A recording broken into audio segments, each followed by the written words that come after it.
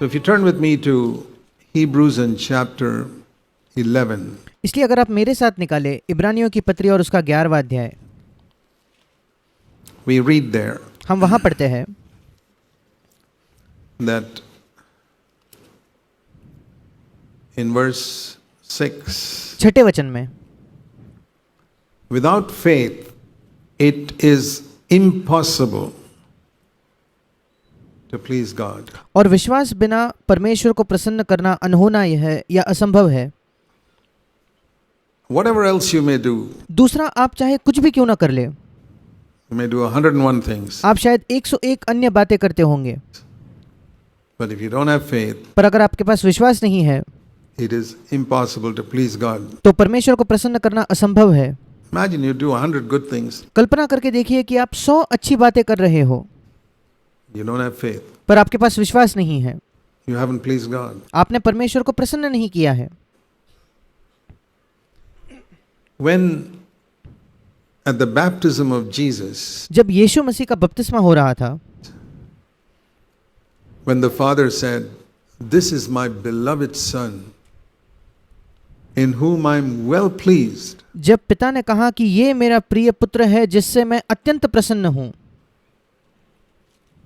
and we read, "Without faith, it is impossible to please God." और जब हम पढ़ते हैं कि विश्वास बिना परमेश्वर को प्रसन्न करना असंभव है, It means that Jesus lived right from childhood by faith. इसका मतलब यीशु मसीह अपने बचपन से ही विश्वास से जिया, Otherwise, he couldn't have pleased his Father. नहीं तो वो अपने पिता को प्रसन्न ही नहीं कर पाता। The Father was so well pleased with him at the age of 30. पिता उससे इतना ज्यादा प्रसन्न था 30 की उम्र में, He hadn't done any miracles. उसने कोई चमत्कार नहीं किए थे, He hadn't traveled anywhere. उसने कहीं यात्रा सफर नहीं किया था, He hadn't preached any sermon. उसने किसी संदेश को प्रचार नहीं किया था, But the Father was well pleased with him. What पर पिता उससे अत्यंत प्रसन्न था। is it that pleases the Father? फिर वो क्या है जो पिता को प्रसन्न करता है? It's not doing a lot of service for him, ये नहीं कि हम उसके लिए बहुत सेवकाई करें, because Jesus did hardly anything. क्योंकि यीशु मसीह ने शायद ही कुछ किया। Without faith. See, many of us don't have gifts. विश्वास के बिना, और देखिए हम में से कईयों के पास दान नहीं है, वरदान नहीं है, To do so much service for him. But जहां हम उसके लिए बहुत सेवकाई करें। you know, you can please God by faith. पर क्या आप जानते हो कि आप परमेश्वर को विश्वास द्वारा प्रसन्न कर सकते हो? And what does that faith involve? और उस विश्वास में क्या शामिल है? There is an intellectual faith, एक ज्ञान है जो केवल बुद्धि में होता है, बौद्धिक ज्ञान है, which is believing certain things in my head. जो ये है केवल कि मैं अपने दिमाग में कुछ बातों पर विश्वास करता हूँ केवल। Like the earth is round, उदाहरण के तौर पर ये पृथ्वी गोल है, or the earth goes around the sun. या ये पृथ्वी सूर्य के आसपास परिक्रमा करती है। These are facts you can believe in our head. ये ऐसे सत्य है जिस पर हम अपने दिमाग में तो विश्वास कर सकते हैं, But the faith the Bible speaks about is faith in a person. पर जो विश्वास के बारे में बाइबल हमें बताती है वो है एक व्यक्ति पर विश्वास, That leads to a relationship. जो हमें एक संबंध की ओर ले जाता है, रिश्ते की ओर ले जाता है। It's like a wife says, "I can trust my husband 100%." जैसे एक पत्नी कह सकती है कि मैं 100% अपने पति पर भरोसा कर सकती हूँ। See, that's a faith. I know he'll never be unfaithful to me at any time. ये एक विश्वास है जहां वो कहती है मैं जानती हूं कि वो कभी भी मेरे प्रति अविश्वास योग्य नहीं होगा, I can trust him 100%. मैं 100% उसमें विश्वास कर सकती हूँ That he will never look at another woman to कि वो कभी किसी और स्त्री पर नहीं देखेगा, स्त्री को नहीं देखेगा, lust after her. कि वो उसके लिए लालसा करे। That's faith. वो विश्वास है, It's a confidence. ये उस पर भरोसा है। I know my husband will take care of me, मैं जानती हूँ कि मेरा पति मेरी देखभाल करेगा, no matter what my condition is. If चाहे मेरी अवस्था कैसे भी क्यों ना हो जाए। I'm seriously sick, अगर मैं गंभीर रूप से बीमार भी हूँ, he'll give up everything and look after me. वो सब कुछ छोड़कर मेरी देखभाल करेगा। That's faith. वो विश्वास है। To have that confidence in God परमेश्वर में ये भरोसा रखना He will never let me down. वो कभी भी मुझे त्यागेगा नहीं। He's my heavenly Father. वो मेरा स्वर्गीय पिता है। So here it says in Hebrews 11:6, और इसलिए यहाँ इब्रानियों 11:6 में लिखा है, without faith it is impossible to please him. विश्वास के बिना उसे प्रसन्न करना असंभव है, अनहोना है। Because he who comes to God must first of all believe that he is. क्योंकि जो कोई परमेश्वर के पास आता है उसे सबसे पहले विश्वास करना चाहिए कि वो है। You know, in the Old Testament, God, when Moses asked God, "What's your name?" पुराने नियम में जब मूसा ने परमेश्वर से पूछा कि तेरा नाम क्या है, He said, "My name is I am." परमेश्वर ने कहा मैं हूं। That's the same thing here. He is. यहां भी वही बात लिखी है कि वो है। I am. मैं हूं, I am that I am. He मैं जो हूं वो हूं। lives in the present. वो वर्तमान में जीता है। That's his name. He is. I must believe that he exists. वो उसका नाम है कि वो है, और मुझे ये विश्वास करना है कि उसका अस्तित्व है। That there is a God who cares for us, who runs this universe. कि एक परमेश्वर है जो हमारे लिए हमारी देखभाल करता है और इस पूरे विश्व को चलाता है। That's the first thing, that he exists. Now you may, ये पहली बात है कि उसका अस्तित्व है। a lot of people say, yeah, I believe in God, but अब कई लोग तो कहते तो हैं कि मैं परमेश्वर में विश्वास करता हूँ। the test comes when we find ourselves in a difficult, complicated situation. पर परीक्षा तब आती है जब हम अपने आप को एक कठिन या जटिल परिस्थिति में पाते हैं। That's the time you discover whether you believe there is a God who is watching all this. उस समय ये परीक्षा होती है कि क्या आप विश्वास करते हो कि एक परमेश्वर है जो इन सारी बातों को देख रहा है। Job made a statement once in Job chapter 23. अय्यूब ने एक बार एक कथन किया, अय्यूब उसके 23 अध्याय में। And I want to read that to you. It's in the Living Bible paraphrase of it. और मैं आपके लिए ये पढ़ना चाहता हूँ। ये लिविंग बाइबल जो एक भावानुवाद है उससे मैं पढ़ रहा हूँ। Job 23 Ayyub 23 and verse 10. और उसका 10वां वचन। Here in the margin of my Bible says, He knows the way it is with me. मेरे बाइबल के मार्जिन में लिखा है कि पर वो जानता है कि मैं कैसी चाल चलता हूँ या मैं कैसे हूँ। And the Living Bible paraphrases, He knows every detail of what is happening to me. That's a correct paraphrase of this. He knows the way it is with me. और लिविंग बाइबल जो एक भावानुवाद है उसमें लिखा है कि वो मेरे साथ होने वाले हर एक छोटी से छोटी बात को, हर एक डिटेल को जानता है, और वो एक सही भावानुवाद है। He knows every detail of what is happening to me. वो हर एक छोटी से छोटी बात, हर एक डिटेल को जानता है कि मेरे साथ क्या हो रहा है। Now, do you believe in a God like that? क्या आप ऐसे परमेश्वर में विश्वास करते हो? You believe in a God who knows every detail of what is happening every single moment. क्या आप एक ऐसे परमेश्वर में विश्वास करते हो जो हर डिटेल, हर बात को जानता है, जो हर क्षण हो रही है Of your life. आपके जीवन के? Because one of the things the devil would like us to think is that क्योंकि एक चीज जो शैतान चाहता है कि हम सोचे वो ये है God is so busy, He doesn't have time for some small person like you. कि परमेश्वर इतना व्यस्त है कि उसके पास आप जैसे एक छोटे व्यक्ति के बारे में सोचने के लिए समय ही नहीं है। And He's got millions of people. Where He's got time to think of you? उसके पास तो करोड़ों लोग हैं सोचने के लिए, कहाँ उसके पास समय है आपके लिए सोचने के लिए? That's because we think of God like a human being. You see, as one human being. ये इस वजह से क्योंकि हम भी सोचते हैं कि परमेश्वर एक मनुष्य जैसा है, और अगर हम एक मनुष्य की बात करें तो I can only take care of so many things at one time. मैं केवल कुछ ही चीजों को एक साथ संभाल सकता हूँ, And I can only deal with so many situations or और मैं केवल कुछ ही परिस्थितियों से एक समय पे निपट सकता हूँ, look after so many people. या कुछ ही लोगों का मैं ध्यान रख सकता हूँ। A doctor can't look after infinite number of patients. There's a limit. एक डॉक्टर असीमित पेशेंट्स को नहीं देख सकता, उसके पास एक सीमा है। God is not a man. पर परमेश्वर कोई मनुष्य नहीं। God is so infinite and परमेश्वर इतना असीमित है eternal. और वो इतना अनंत है He, even though there are billions of people in the world, he said to his disciples, the hair on your head is numbered.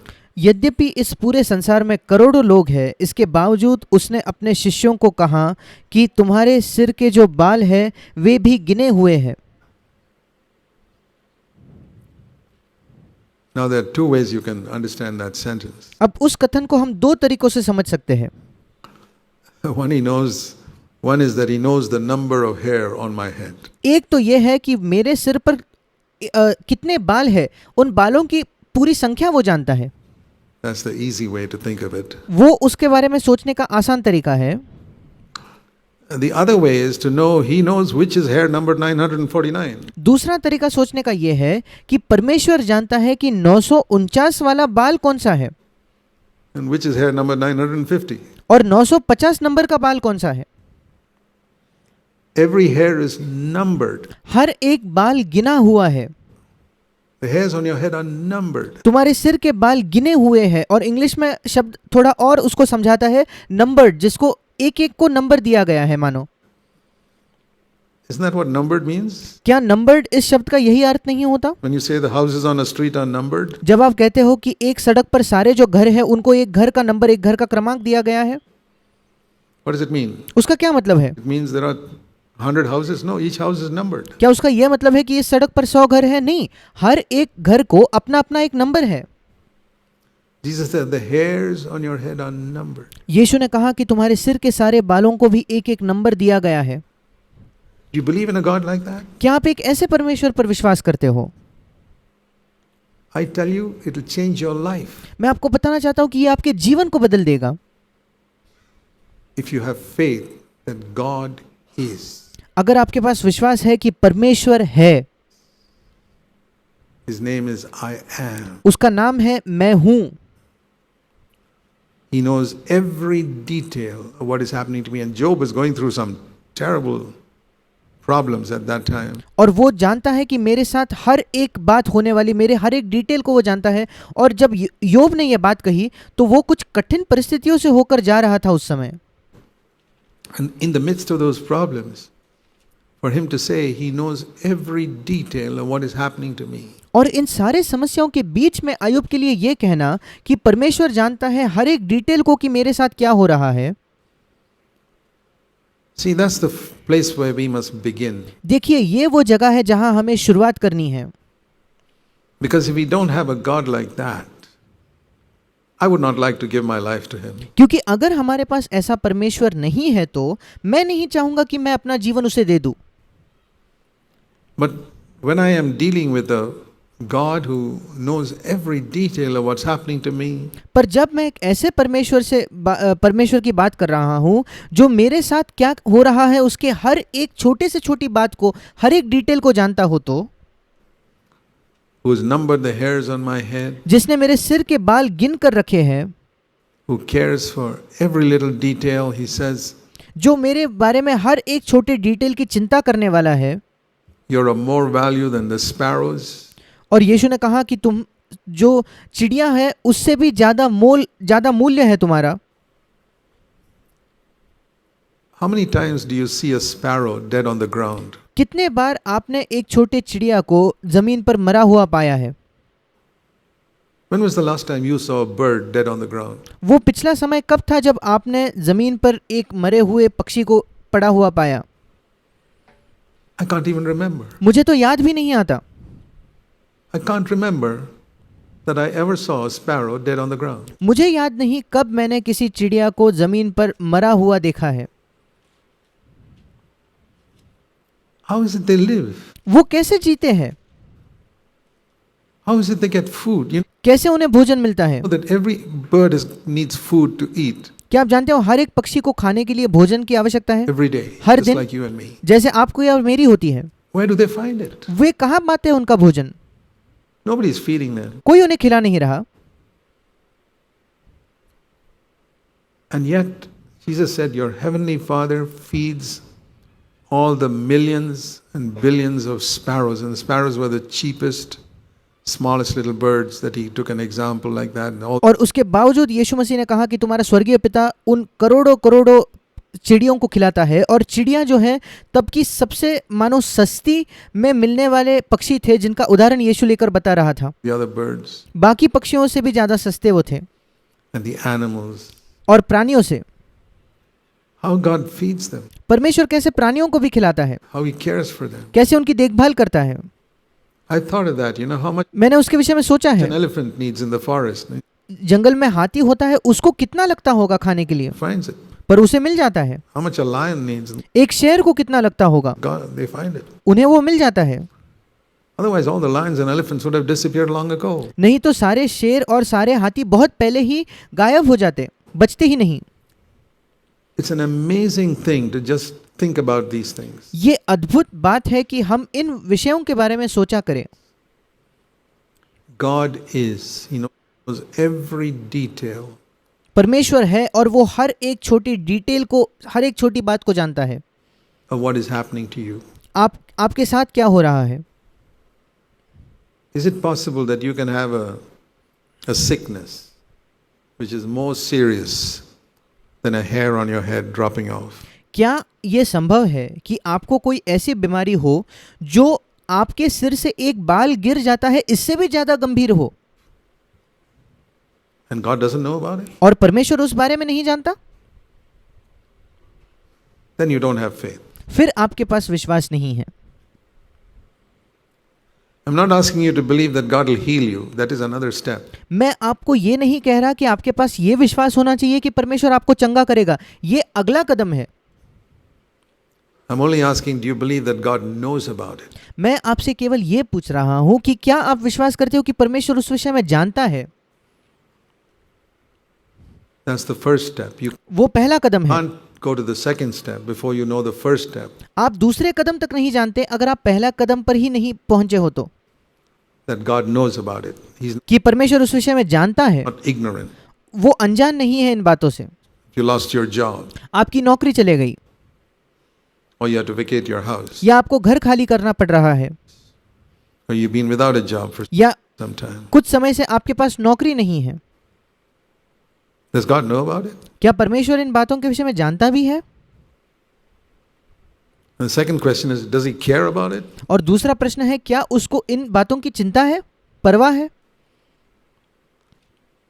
Some people who know but they don't care. कुछ लोग जानते हैं पर उन्हें कोई परवाह नहीं होती।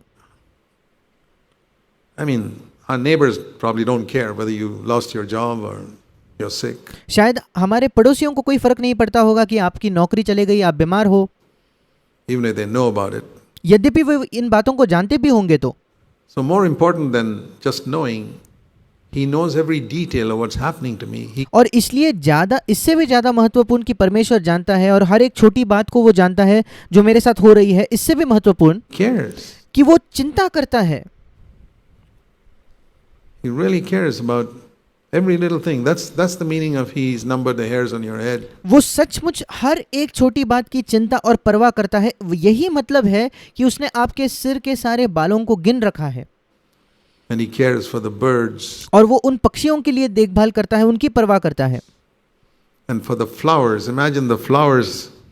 There are so many flowers in the deserts. और फूलों के लिए भी अब सोचकर देखिए, जो मरुभूमि होती है वहां कितने सारे फूल होते हैं। That nobody sees. उस मरुभूमि में तो कोई उन फूलों को देख भी नहीं रहा, It's got such a beautiful perfume, but उसके बावजूद उनकी इतनी अद्भुत सुगंध है, there's nobody to smell it in the पर कोई नहीं है उस सुगंध का उस सुगंध को लेने के लिए desert. उस मरुभूमि में। Why in the world does God allow take care of those flowers फिर क्यों परमेश्वर उन फूलों की भी देखभाल करता है that nobody cares for? जिनके लिए कोई परवाह नहीं करता, Nobody's even smelling. कोई उनका सुगंध भी नहीं ले रहा। These are the examples that Jesus quoted, birds and flowers. ये उदाहरण है जो यीशु ने दिए, फूल और पक्षी जो है। And He said that in order to remove anxiety from our mind. और उसने ये सब इसलिए कहा ताकि हमारे मनों से वो चिंता को निकाल सके। Turn with me to Matthew chapter 6. मेरे साथ निकालिए मत्ती 6। I mean, these are such elementary truths, ये इतने मूलभूत, इतने प्राथमिक सत्य है, but It's a principle that we need to understand that पर ये एक सिद्धांत है जो हमें समझना आवश्यक है। if you don't trust God about these things, no matter what you do, you cannot please Him.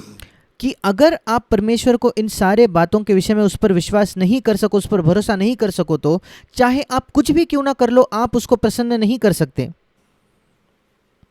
You cannot please Him. आप उसे प्रसन्न कर नहीं सकते।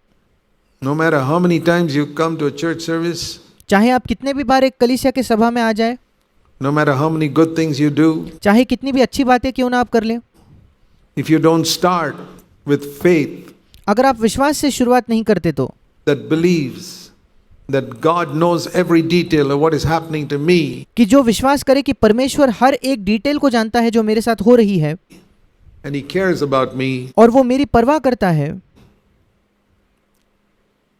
we are not really going to please God. फिर हम सचमुच कभी परमेश्वर को प्रसन्न नहीं कर सकेंगे। No matter how well you sing चाहे आप कितने भी अच्छे से गाने क्यों ना गा ले or whatever else you do. या दूसरा कुछ भी क्यों ना कर ले।